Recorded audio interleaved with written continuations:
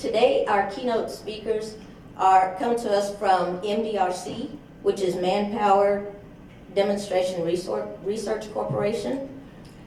This is a nonprofit, nonpartisan education and social policy research organization focused on improving programs and policies that affect low-income populations. Dr. Michael Weiss, a senior researcher in post-secondary education policy area, has over a decade of experience evaluating programs designed to improve community college students' success rates. He also conducts methodological projects to improve the quality of randomized controlled trials. Dr. Weiss has been the principal investigator on 7 Institute of Education Sciences funded grants, 5 focused on RCTs of post-secondary education programs, and 2 methods grants. He is also the incoming editor-in-chief of the Journal of Research on Educational Effectiveness. Justine Yu is a behavioral science researcher in the Center for Applied Behavioral Science at MDRC. She uses insights from behavioral science and data analysis to improve policy and program design, and contributes to the behavioral diagnosis, design, and implementation of interventions in behavioral science studies in higher education, human services, and other legal systems.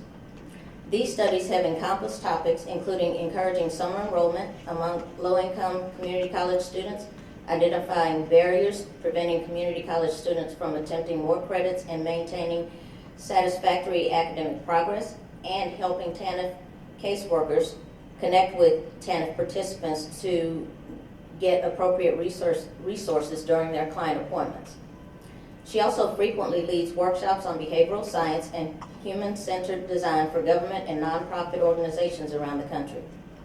Justine holds a BA in Cognitive Science and Political Economy from the University of California, Berkeley, where she conducted research using behavioral science to tackle sustainability issues. Prior to joining MDRC, she helped develop and launch the Center for Behavior and the Environment at RARE, a conservation organization based in Washington, D.C. metro area. Please welcome Michael and Justine as they share information on how to effectively communicate with students more globally and boost enrollment.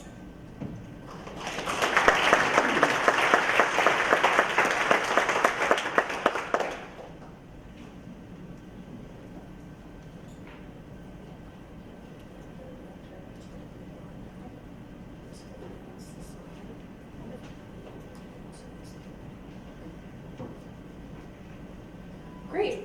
Thank you so much, Renetta, for the introduction, and thank you, Dr. Hubbard, for inviting us, and for all of you for being here today. We're really excited to be here to share with you how to use insights from behavioral science to potentially improve the communications you have with students, but not just with students, but potentially even among yourselves as well. So although Renetta introduced myself and Mike already, but I thought I'd give you a little bit more context beyond what she said. So again, my name is Justine. I'm a behavioral science researcher, and this is Dr. Mike Weiss, who is also a researcher at MDRC in post-secondary education. Specifically going into higher ed, given our audience today, I've conducted several projects in higher ed, mainly involving around community college students. So one really looking at how we might be able to use text messages to potentially encourage students to complete their FAFSA or even enroll in college in the first place. A project that we will talk about later today about encouraging additional summer enrollment among community college students, and really looking at some of the barriers that community college students face and how we might be able to address those barriers using insights from behavioral science to help them overcome those barriers and to thrive in this community college environment. So I'll also give you a little bit more context about what the Center for Applied Behavioral Science is.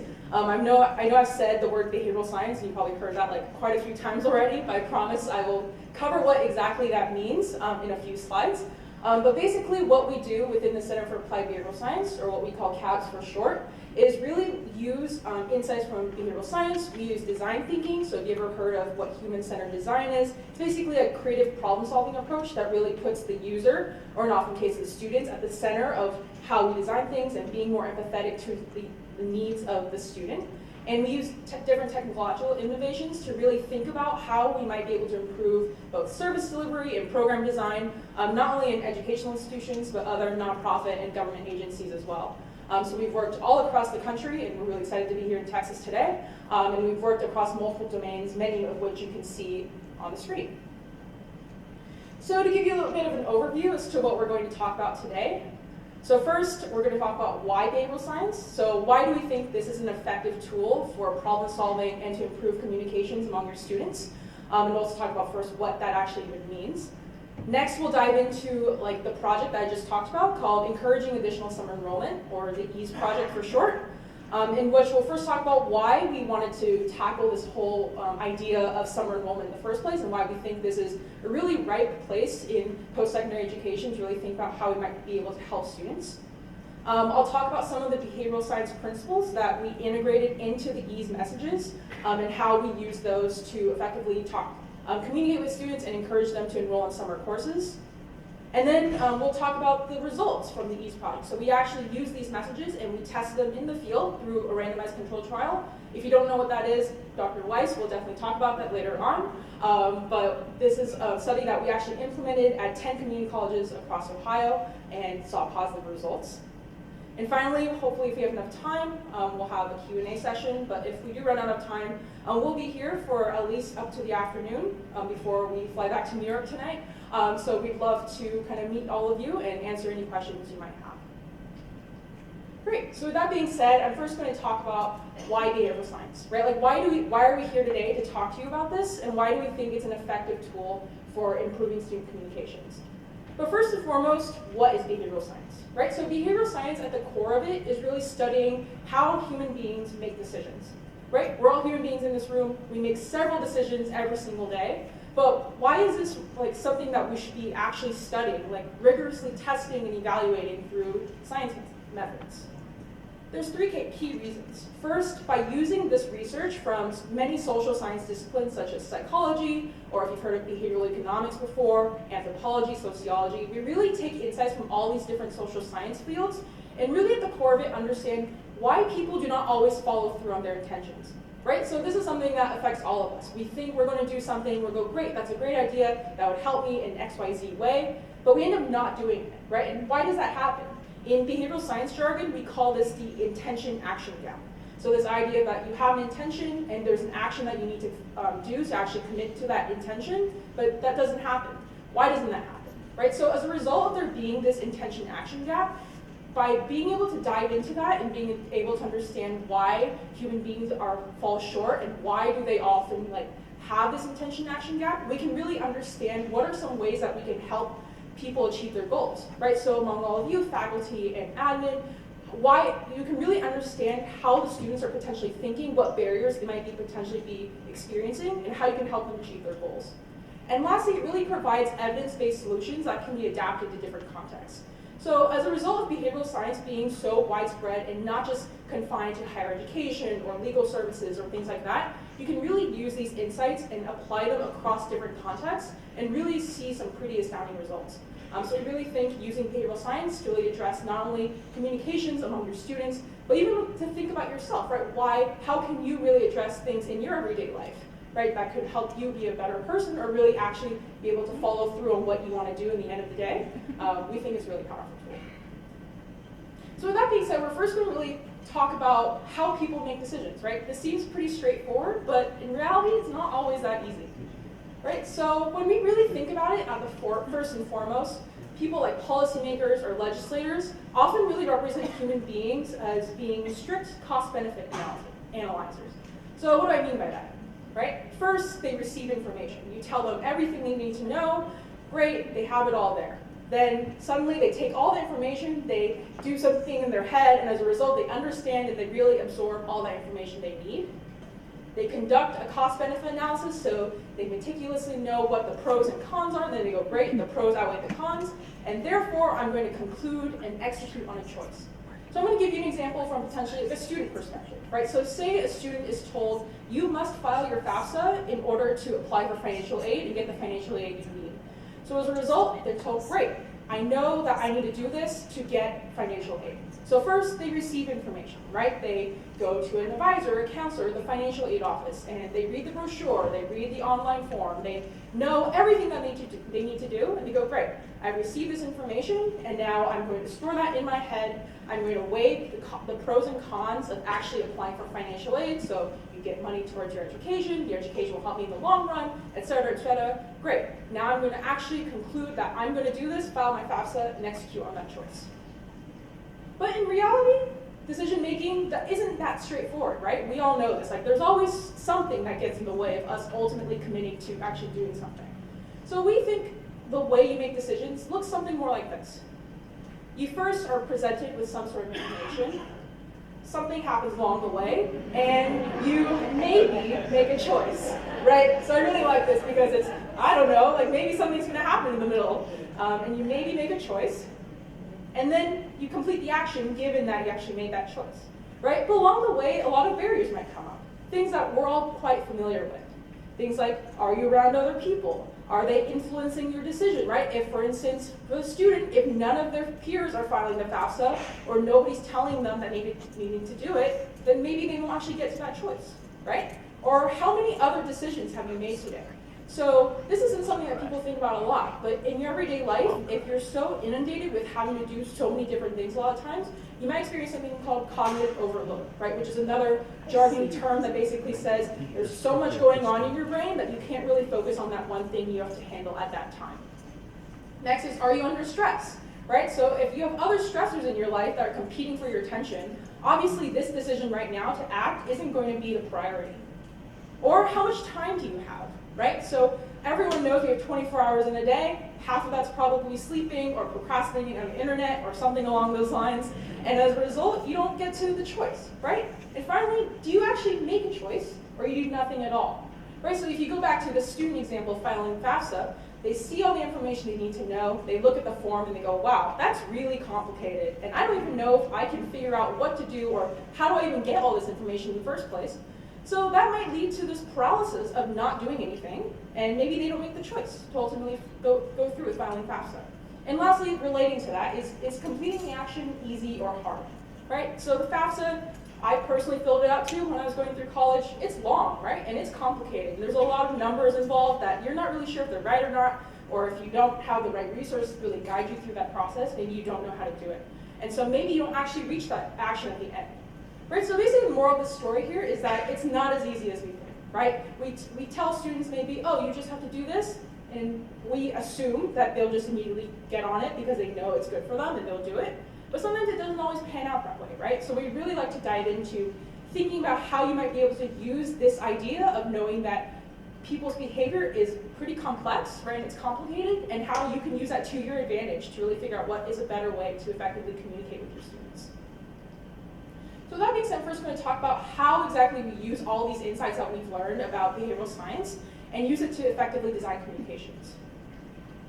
But first I'm going to talk about what this complicated looking arrow looks like, right? So as behavioral scientists, we really look at different processes, we look at different programs as being individual decision points, right? So kind of looking back to the complicated decision process that I just showed, there's a lot of little micro decisions that people have to make along the way to ultimately achieve a certain decision, right? It's not just like A, then B, it's A, and then like A sub B, and then B, right? So, but then within that, we kind of categorize all these different ways of framing these little decision points into these 5 general categories.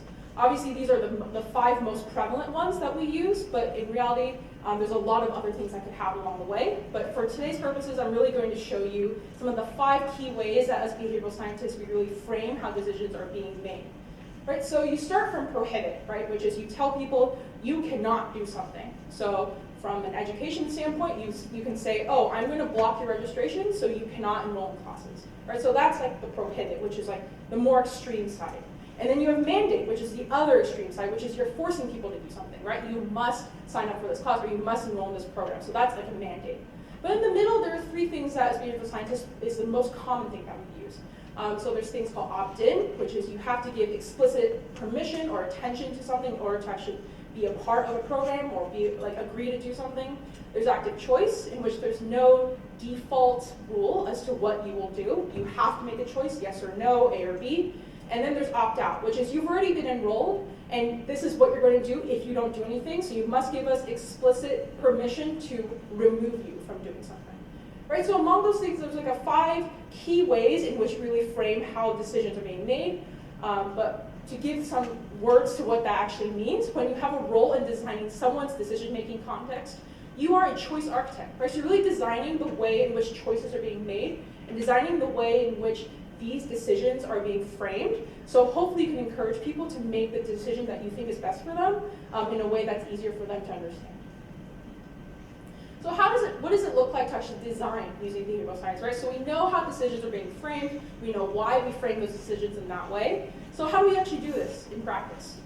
So there's this book that you might have all heard of before, but it's kind of what kickstarted it all. So it's a book called Nudge. It's written by Richard Thaler, who actually just won the Nobel Prize in Economics in 2017, and Cass Sunstein, who's a professor at Harvard Law School. And basically, they wrote this book to talk about what nudges are. So what is a nudge? A nudge is any aspect of that choice architecture that I just showed you that changes people's behavior without limiting or removing options. That's a pretty big thing to know, right? Because a lot of times you can say, oh, we can just force people to do something, or we can tell people don't do something. But along the middle, like, we don't really want to do that, right? We want to give people that freedom of choice to be able to really evaluate their options and be able to do something that's actually effective for them. But in this case, what a nudge is really making these small tweaks to that choice architecture and to really shape how they're thinking about certain situations, certain decisions, so they can be able to more effectively make a choice. And so this is really important, right, because it works within existing policy and programs. And that's pretty special, right, because a lot of times when we think about, oh, how are we going to redo this? It requires a lot of resources, right? It's very time intensive, or basically just is very expensive to do. But the thing about nudges that's unique is that it's very low cost a lot of the time, so just switching the way you change a communication or the way you design how a process is being done can really create some very scalable, high impact things, but as a result will also work within the existing infrastructure you already have. And this really was a key factor that started in the UK government back in 2008 and has really expanded today, where there's teams within our US government that are doing this live, right? There's people like us who are doing this for other projects relating around low-income people. So as a result, like, this is a really powerful thing that we think is really effective and can really help you as well. And an important thing that we like to say is that this is not a shove, right? So I always like to point to the cover of this book. So if you'll notice that there's a mommy elephant, and she's basically nudging her baby elephant by using her trunk to gently push the baby elephant in the right direction. So that's kind of like summarizing what this is about, right? It's not telling someone you can't do something or you must do something, but it's how can we shape the way that you understand the situation so you can make a choice for yourself that's hopefully the better option in the long run. So I'd like to ask you all a question, right? So which one of these along the arrow here is not a nudge? And I'll give you a hint, there may be more than one answer. So, does anyone want to raise their hand and represent the group? I think I heard the right answer, so you're right. So on either side of that is prohibit and mandate, right? Okay, great. So in this case, like, prohibit and mandate are both limiting the options or limiting the choices that people have, right? Kind of removing that authority for them to actually make a choice.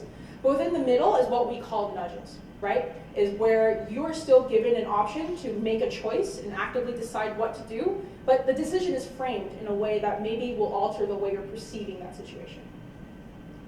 So I'm going to show you this example, which I actually experienced when I was booking my flight here. Right, so this is a screenshot from Expedia, and right at the very end of you confirming your purchase, it says to protect your flight.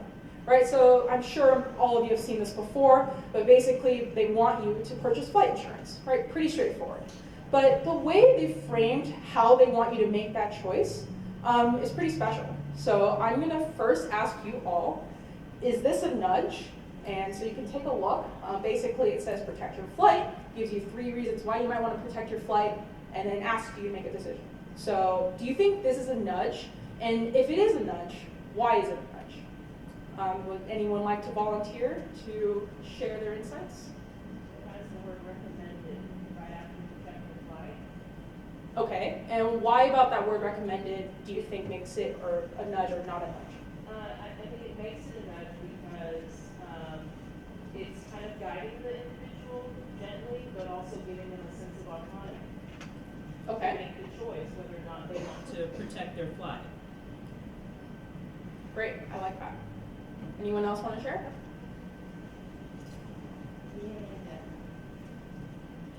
It's giving you a choice, right? So you can choose yes or no. So to me, it would be a nudge in that way that it's not mandating that you buy it. It's not prohibiting that you can't buy it. So it would be in the middle where you can choose yes or no. Great. Yep, you nailed it. So basically, this is a nudge, right? Because this represents active choice, right? So this is really not letting you move on without either saying yes or saying no. But I want to draw your attention to the way they frame this, right? So first, at the very beginning, in bold, it says protect your flight. So it's not telling you like, do you want to buy insurance? It's literally telling you what they want you to do, right? So it's saying protect your flight. And they give you 3 reasons why you should protect your flight. You might get too sick to travel and you can't get your money back, or your traveling companion might get sick and you can't come back with them. And at the end, they give you a choice of either yes or no, right? So under yes, notice that it's in green, the yes word is in bold, and under it says 64,971 customers protected their flight in the last 7 days, right? So that's a lot of people, right? Like, do you want to be like that one person who didn't do that? And then as a result, you're in the no where it says, oh, but you might lose that money, right? So you might lose that $226 that you're going to pay for this flight.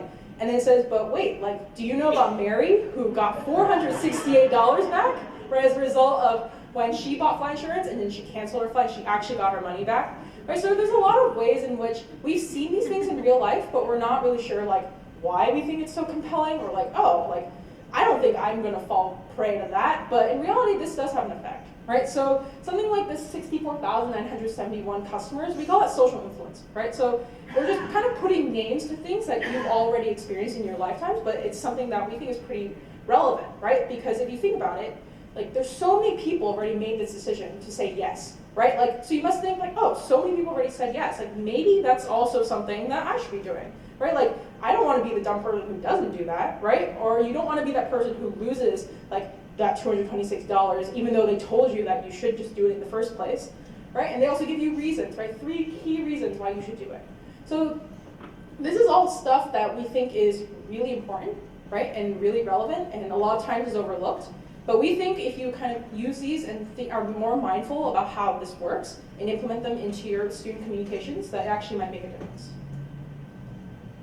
So this really drives home the point, right, that when we design communications, it's important to think about designing communications with intention, right? So a lot of times we just put words on the paper and say, great, they have all the information they need, that serves a purpose.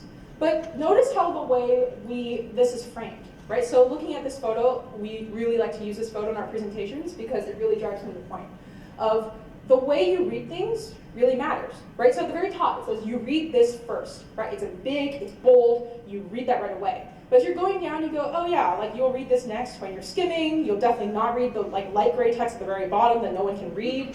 But unless it's bolded, then you'll go, oh wait, my eyes are drawn to that again. So this is all coming to the point that like how you frame things is really important. And we're going to show you an actual example that we implemented at MDRC as one of our test interventions in a project, and you'll be able to see the difference. So first I'm going to show you the standard communication. So this is a postcard that we sent out as part of one of our tests, and I'd like to ask you 2 questions in relation to this postcard. First is, what is the purpose of this communication? Like, can you tell immediately from looking at this postcard what this postcard wants the person to do? And second, like, is there anything about this communication that you find confusing? And if so, like, what about this communication might confuse you? So I'd love to hear a few people from the audience if they have any ideas.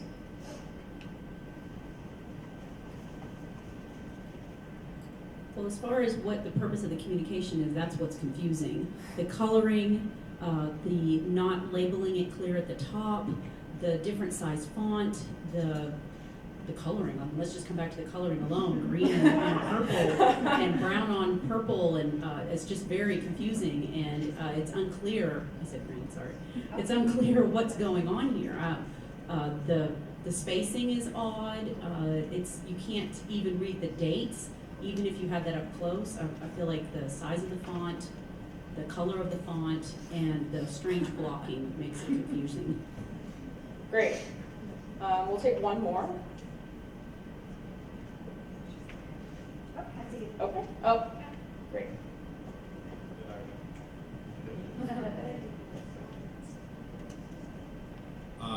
The one thing that is clear is they have new extended April hours. That's the, I mean, the rest of it, she's right about the coloring though. I don't even want to look at that. It hurts me. But it is, they don't say why you should come in. Just come in. Why? Yeah, great point. So I will give them a little credit and say it's actually like orange on my screen. I don't know if that's any better, but it's not as grotesque as that looks, I promise. So let's look at the way we redesigned this using behavioral science. So this is a behaviorally informed communication. And I'm going to point out some things that we think is particularly relevant as to why it makes a difference.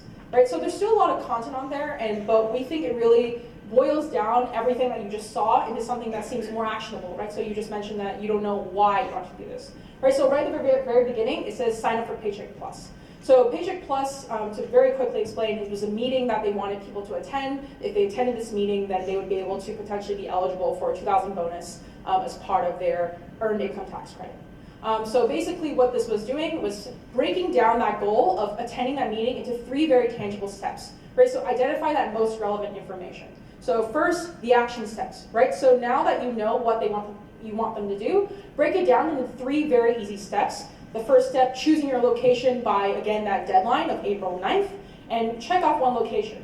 So instead of providing like 10 places you can go, we really narrowed it down to 2 places. And we're very intentional about how we choose these places. So one of the places is right near the nearest one to their apartment, and the other place is the nearest one to their workplace. So when we really understood the audience, they were low-income working adults who didn't have that much flexibility in their schedules, or they didn't know like how to best plan out how to get there. We tried to make it easy for them by really narrowing down the options to 2 options. Right? And then we explicitly tell them to write down that date when you're going to go and what time you're going to go. So by actually physically writing it down, and you'll kind of remember like, oh, I've planned to do this. Like I know this is the time I'm available and I can actually get this done. And then finally it breaks down, again, that goal into separate decision points. So then we emphasize like the $2,000 bonus you'll get at the end. You also get a $50 gift card as a result of coming to this meeting in the first place. So we're really trying to break down this idea of like going to a meeting into 3 very key steps that as a result can really show you how to actually get your intention to become an action. Great, so now I'm going to transition to the Encouraging Additional Summer Enrollment project, in which Mike will introduce the project, and then we'll go from there. Thanks, Justine. So before I get started, I'm going to try to provide some detail for a real example that MDRC did in a post-secondary context in community colleges. But before I do, I just want to say 3 things. One is, I didn't know about the blue shirts. If I known about that, I definitely wouldn't have worn a suit because I don't like suits. So I'm disappointed that no one told me about that. That's 1. 2 is, speaking of intention action gaps, I did not go to the gym this morning, so I confess. Even though we're talking about this, I haven't learned some of the examples myself. And then the 3rd is, please don't call me Dr. Weiss, because if there's any medical issues, I'm going to be completely useless, so it's just, it doesn't work. Okay, so with that said, this project, as you might imagine by the name that we're going to talk about, is called, it's called Encouraging Additional Summer Enrollment, and the whole idea was to try to get more students to enroll in the summer sessions of college. And what we did in this project was we really tried to use this behavioral science lens in order to develop an intervention and then implement it with partner colleges, and then also test it to see if actually what we were doing was making any difference or not. And so that's what I'm going to talk about. There's a whole team of people that worked on this, and I feel like it's, this whole group of people worked on it, so I just want to give you a sense that this was a pretty massive project. These are the MDRCers, and then there were these 10 partner colleges, and then there were 10,000 students that we also consider sort of part of this work. And I wanted to just point this out to acknowledge these folks because they contribute a lot, not just the work of Justine and I, but then also just to show that to do some of this work, sometimes at a larger scale, requires quite a bit of substantive expertise about community colleges, behavioral science expertise, that's sort of Justine's thing, evaluation expertise, and a lot more. So it's quite an endeavor. So let's just start off with some background. So why would we want to encourage summer enrollment in the first place? And some of this is probably pretty obvious, But at least from the student perspective, one of the really obvious reasons is just, if you get students to enroll in the summer, they earn some credits, they can be that much closer to graduation, right? It's going to help them make some academic progress, get closer to a degree. And I think a lot of people worry that the longer it takes for people to earn a degree, the more likely it is that some life event will happen and they might just drop out. So if we can get them to make that much more progress over the summer, they'll be that much closer and maybe reduce the time it takes to earn a degree. Second, there's sort of some evidence, at least, that it might bridge the gap between the spring and the fall. So, students come in this spring, then they might disengage all summer, and then they're maybe less likely to come back in the fall. And in fact, there's some evidence that suggests that the kind of student who ends up coming in the summer ends up being more likely to show back up in the fall. So it might help bridge this gap. And then the third reason, and this is probably also kind of obvious, is that it just might increase students' likelihood of earning a degree. And again, there's some evidence that students who do go to school in the summer, that they are actually more likely to earn a degree. But I say it's kind of suggestive here because it might just be that the kind of student that goes in the summer is different, right? It might not have been that going to school in the summer is what caused them to earn a degree. It might be the kind of student that shows up in the summer is kind of more likely to do better anyway. So there's some indications it's beneficial, that it might actually help out, but it's not 100% clear. But then also, of course, from the institutional perspective, it's kind of nice because, especially in times of declining enrollment, we just want more students to be here, brings in some additional revenue, and it also obviously will help your students progress. So it's kind of a win-win potentially. So this is some of the kind of background for why we were interested in this. But then there's sort of some disappointing numbers around this, which is at least in the colleges we were working with in Ohio, only around 20% of students were actually showing up in the summer. And this is pretty similar to the national average. So from the student perspective, this is kind of disappointing. But to be frank, from the looking for places to intervene perspective, this is actually kind of a nice place to intervene because you've got 80% of people doing a thing that you think would be beneficial to them, given their own goals of trying to earn degrees and make credits, but they're not doing it. And I say this just to point out the fact that when you think about designing interventions and places to intervene, when you have places where there's very few people doing something, you've got a lot of people you can affect. If you want to do something like affect the fall to spring retention rates, well, those usually are 85% of people are being retained. The best you can hope for is getting 10 to 15% more people to change their behavior, because most people are doing what you want anyway. So it's kind of again, a bad thing that people aren't enrolling, but a kind of nice thing when you think about places that you can intervene, because when people aren't doing, a lot of people aren't doing what you want, you got more people you can affect. In addition to this, though, sometimes a lot of people aren't doing something you think they should because it's really hard to do and it's not a particularly malleable thing. But we actually had, encouragingly, pretty good reason to believe that this was the kind of decision that actually students were willing to change. There were a lot of people, we believed, that don't enroll in the summer who, with the right sort of supports or communications, would be willing to do this. And the reason we believe this is because there actually had been 3 randomized controlled trials, and I'll get into what that means in a little bit, but that MDRC conducted, and this was of programs that their main focus wasn't just about getting people to enroll in the summer. They had lots of kind of comprehensive components, but they actually successfully converted people who otherwise were not going to enroll in the summer to enroll in the summer. So we sort of knew from these 3 other projects, this is actually a malleable time. You can actually get people to do it. But these other programs were fairly high cost, and they were sort of, they were trying to be more robust. They were trying to do a lot more stuff. So one thing we were interested in is, could we actually achieve this but at a much lower cost than we'd seen from these past programs? And so that sort of brought us to this project. So the goal was to try to increase summer enrollment rates for students by using insights from behavioral science. And our target here was community college students. In this case, it was particularly these 10 colleges in Ohio who were low income, so they were Pell eligible, and they were in their first year. And our goal was to try to do this at a pretty low cost. But before just sort of designing an intervention, we wanted to understand, well, why is it that students aren't actually enrolling in the summer? And so to do this, to try to understand the challenge better, we did a bunch of things. So we did a bunch of reading, to try to see what other people have said about this. We also conducted focus groups in these colleges. We interviewed students and staff. And then we also did some quantitative analyses of administrative records data.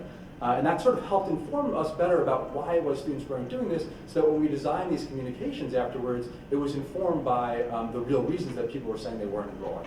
And I'm not going to go through all of the sort of barriers that we learned about during this diagnosis, but I'll just point out 3, because then Justine is going to kind of go through how it is that we use particular messages or an informational campaign to try to address these different barriers. So first, and this one I'm sure is shocking to no one in this room, a major concern that students and staff would tell us was that the financial issues were the biggest barrier that students were facing. And some of this was about financial constraints. Students need to work in the summer. Some of it was about not knowing if their Pell Grants would actually apply in the summer or not. and there's just many concerns, and just the complication of the Pell Grant system in the first place. So there's lots of concerns around finances. But one interesting thing we learned through administrative records data, despite students being sort of uncertain about whether or not their Pell Grants would apply in the summer, at least in these 10 colleges in Ohio, 80% of students, they had Pell remaining for the summer. So they actually had money they could use to pay for courses, but they just didn't quite know about it because of, again, the complications of that whole system. So another thing that students brought up with us was issues about courses. And these concerns sometimes were, well, the courses are harder in the summer, there's a shorter time period. Sometimes those concerns were that there just weren't enough course offerings, so they weren't sure if there were any courses that were actually going to be relevant for them to help them actually graduate. And then some of it was more, like on the other side, that there's just so many courses in the catalog that it's sort of, there's like a dizzying array of choices, and I just don't know what to do. So it kind of went from both spectrums, some being like, I don't know if there's any courses that are even relevant, and some being like, there's just so much I have a hard time making a choice, like choice paralysis. And then the third issue is just, a third barrier that students brought up was just that there's sort of norms about how students perceive summer courses. And this is both the students and then the institution that kind of maybe caused some of this. Part of it is, a lot of students have just come out of 13 years of K-12 education where you don't go to school in the summer. So you've got this kind of long history of not doing this, and now you're going to have to try to convince people to do it. Well, there's a lot of momentum there kind of preventing it. But then there's also some institutional things. At these colleges, some of them have like degree planning mats that I'm sure some of your institutions have, and they almost never included taking courses in the summer. So the degree plans always were, here's what I'm taking in the fall and spring, here's what I'm taking my second year fall and spring, but nothing about the summer. So there were some sort of institutional norms that were kind of inhibiting this as well. In addition to the fact that things like financial aid award letters oftentimes didn't mention the summer. Right? They told you what your awards would be for fall and spring, but not even have anything about the summer. So with this sort of summary of some of the barriers, Justine is now going to go through examples of communication from this campaign that we designed to try to improve summer enrollment rates to address some of these barriers. Great. Thanks, Mike.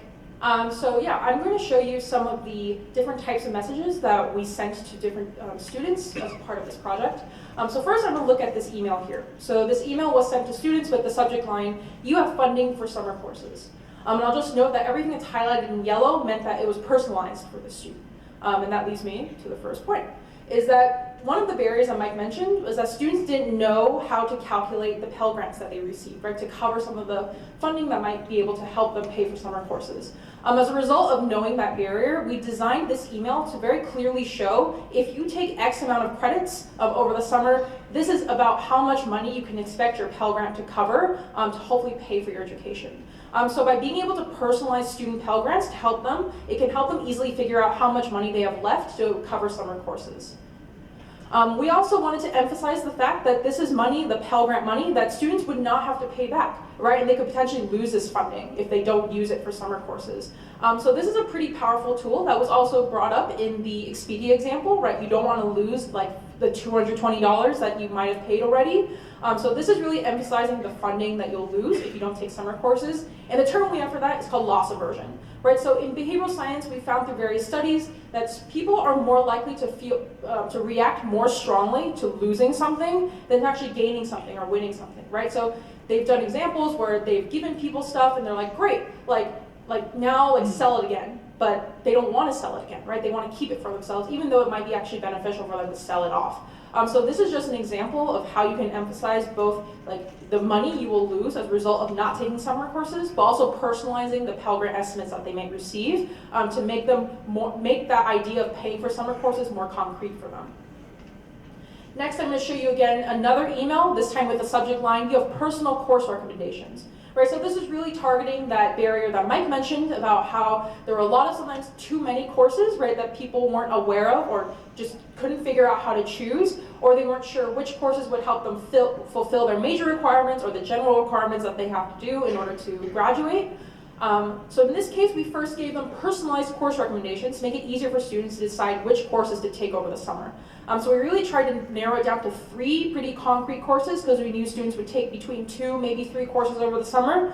We tried to narrow it down to classes that would either fulfill their majors or be a general ed requirement that was offered in the summer, so for them to check that off during their academic career. So by personalizing course recommendations, but also doing something called reciprocity, right? So this is that first sentence here. "I took some time to review your records."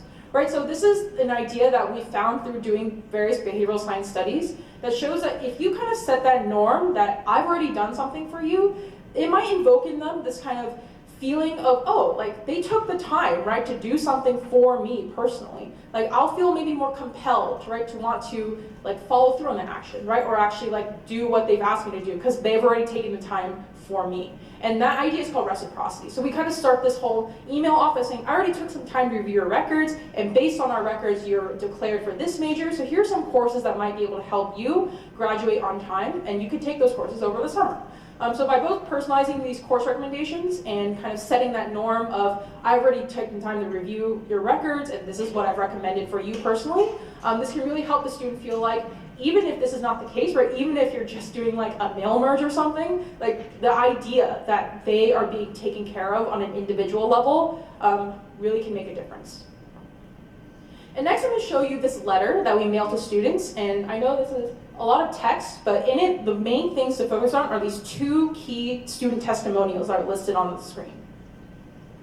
So first, these student testimonials really show and can influence students that they're not alone, right? Like, so some of the things that Mike mentioned is that there are norms put in place, or there might potentially be some sort of stigma around taking summer courses. So by showing these two student testimonials from actual students about how they had taken summer courses, how it helped them succeed, how it helped them move on in their academic careers, these are all really helpful. And this is, again, tapping into that thing I've called social influence, this idea that if you know that other students like you are doing the same thing, you're more likely to believe that, oh, I can do this too, and I can benefit from this also.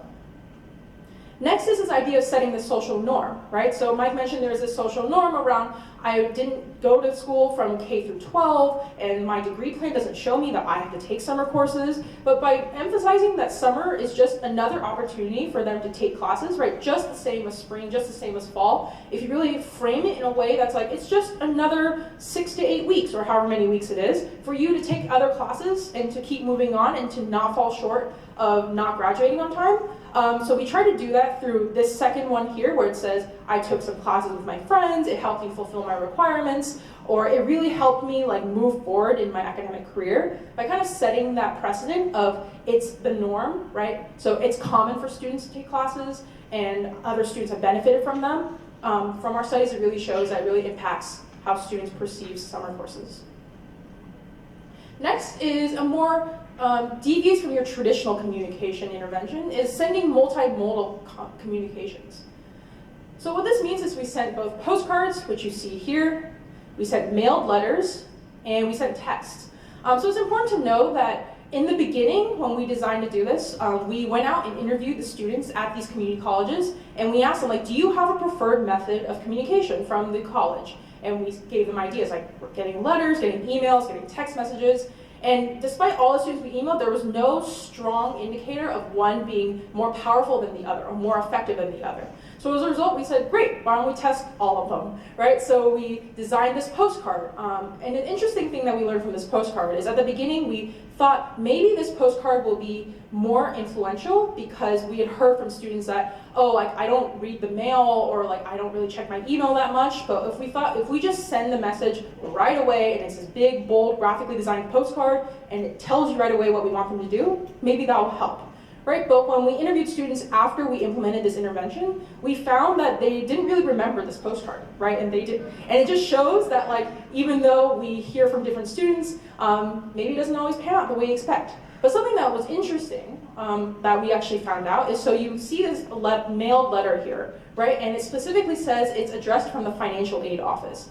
And what we found is that even though we had the hypothesis that students won't open their mail and they will just glance over it, on the contrary, the students said that they actually paid more attention to the mailed letters because they don't typically receive mailed letters from the school anymore. And when it's coming from a place like financial aid, they're like, oh no, like, is there something wrong with my financial aid package, right? Like, did I lose money? But it might actually bear good news, right? So by being able to kind of draw their attention to that, we thought was especially important. So that kind of summarizes the whole idea that in this day and age, right, it's really hard to grab people's attention. And a lot of these things I've already mentioned are pretty widely used in the private sector already, right? If you think about all these marketing emails you get from different companies, They're all very personalized. They know your name. They know what specific types of clothes you like to buy, and they're like, oh, you know that sale, like you want that sale. So as a result, they're really good at this, right? So it's really hard for everyone to try and compete for everyone's attention, but we thought by sending out different types of communications, that in itself is an intervention, right? Because you're trying to find people at different points in time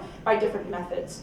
So we thought that was equally as important to try not only just send your traditional email, but to really try various things. We also sent text messages because one of the colleges we worked with had the capacity to send various text messages related to summer enrollment. So we tried that as well. And so being able to try and intervene at different points using different methods really made a difference. So now I'm going to turn it back to Mike, who's going to go more into depth about how we designed this study and what the results were. Thanks, and I see that we're already 3 minutes over, so I'll try to be quick so everyone can at least enjoy their break. Yeah, no worries. When they're finished, I'm going to tell you about the slight shift in the schedule, but everything will still happen.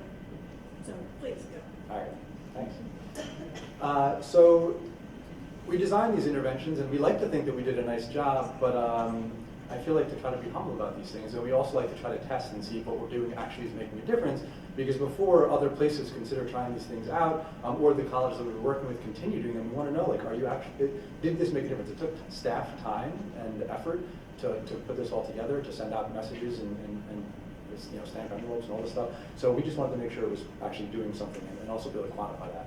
So what we did was we did a study to try to understand the effectiveness, and there's 3 groups in this study. One group we called the control group, and it got their college's regular standard services. So whatever they'd always been doing around summer enrollment, whatever messages they might have been sending, they just kept doing that, business as usual. A second group got this informational campaign, which was comprised of 6 emails, 2 letters, and 1 postcard, and you kind of got a hint of what those were like from Justine.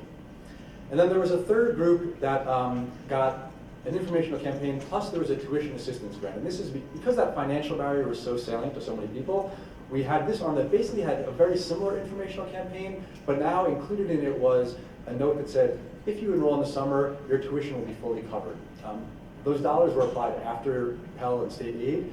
So for most students, actually, because they were fully covered, there's actually no cost. But at least it felt to students like, I don't have to worry about this thing. I don't have to worry about what happens. So that was pretty important too. And what we did was we got students across these 10 colleges that are on this slide, all first-year Pell-eligible students at these 10 colleges. We randomly assigned them to those 3 groups, meaning that basically the colleges gave us a list of them. We kind of flipped a coin to decide who's in which group. So we then had 3 groups that were very similar at the beginning in terms of everything. In terms of if you look at their gender or their race or their SES or any characteristic you can think of, they were very similar. So that way, when we looked at the outcomes of the people in these 3 groups at the end, you could really confidently attribute any differences to whether or not they got one of these interventions or not. Right, so that's the idea of this random assignment design, and it's really good if you want to know, was it really the letters that caused, was it really these 6 emails and 2 letters and 1 postcard that caused any effects we see, or was it something else? Well, now we know it's not just about the kinds of students, it really is about these campaigns.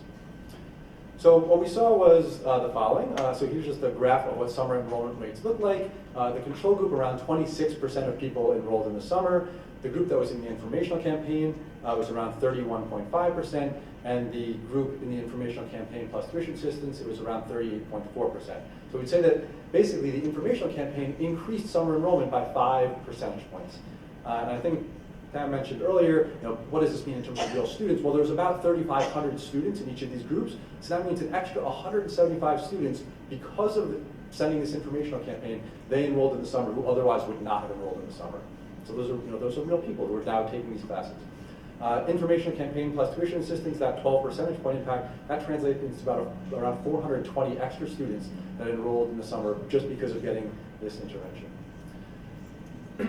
This translated into impacts on credit accumulation as well. So the control group only earned on average 1.3 credits, and I'll note that that number probably seems funny.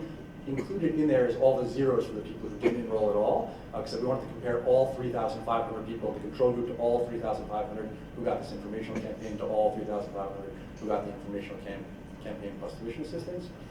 Those who were the other groups, as you can see, earned more credits, and it kind of corresponded to how much of an impact there was on summer enrollment. So one concern we had was, well, what if you get people to enroll in the summer and not glad, but they really weren't prepared. They had too much work to do over the summer. Maybe they'll just enroll but then not earn any credits. Well, that's not what seems to have happened. They earn credits at sort of regular rate, and therefore by increasing enrollment, you actually have people to earn more credits. So this is pretty good.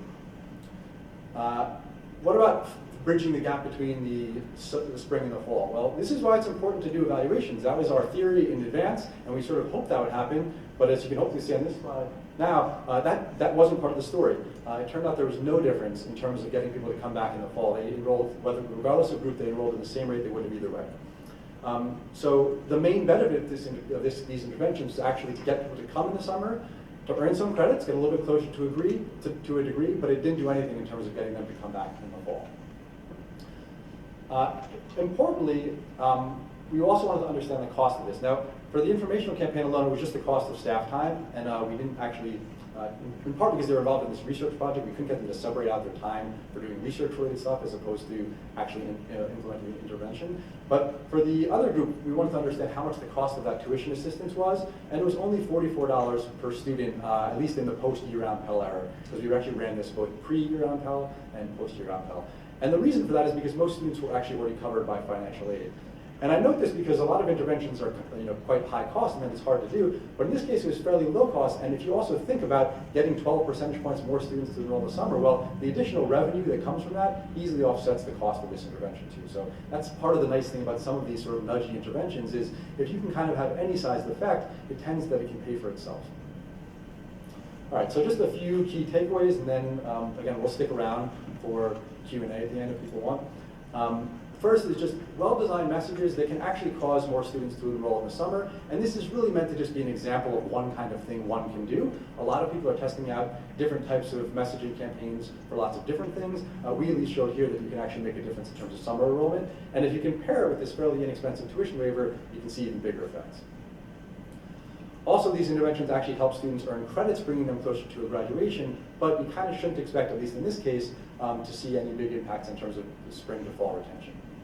And in the future, we're sort of interested in integrating this type of intervention into broader packages. So I think summer enrollment is great and credits earned is great. Ultimately, we hope to impact graduation. Not really clear to me if this is going to be a thing that will actually cause people to graduate at higher rates. But if you think about this as being one of the tools in your toolkit and you package it with other services, then you can imagine combining all these things together would be enough to actually cause a lot more students to graduate. Just a few things there to come from MDRC. So I kind of showed you like a little quick cost analysis, but we're planning to do more detailed cost analyses. We're also going to have a toolkit that helps colleges who might be interested in implementing this type of intervention to understand it better. The details that will provide actually the messaging plans. So if you wanted to use the actual plans we used, you'd have access to those. That'll be coming out in the fall. We're also planning to do longer term follow-up to see if actually these results translated into things like graduation rates, and to look at results for different subpopulations of students. Maybe of particular interest is students whose EFC is 0 versus those who have higher or lower financial need, and other groups as well. And then also we're hoping to try to scale this up to other institutions that might be interested. So I should thank our funder. The Ascendium Foundation, they're this group that provided funding for this, both the work and for the scholarships that were provided, and they're very generous in kind, so thanks to them. And that's it.